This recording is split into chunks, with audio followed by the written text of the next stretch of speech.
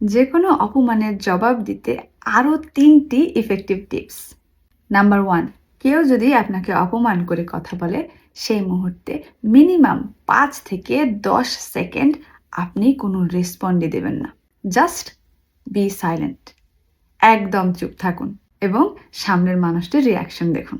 Number 2, আপনার সামনে যখন মানুষটি কন্টিনিউয়াসভাবে কথা বলে যাচ্ছে, আপনাকে অপমান করছে, তখন আপনি সেই মানুষটিকে জিজ্ঞেস করেন, আপনি কি নর্মালি মানুষের সাথে এভাবেই কথা বলেন, নাকি আপনি চাচ্ছেন যে আপনার অপমানটাকে আমি খুব ইজিলি হজম করে ফেলি? মোস্ট কেসেসে কেউ যখন এরকম রেসপন্স পায় তখন সে মানুষটি সামনের মানুষটিকে আরও অপমান করার আগে সেকেন্ড টাইম ভাববে।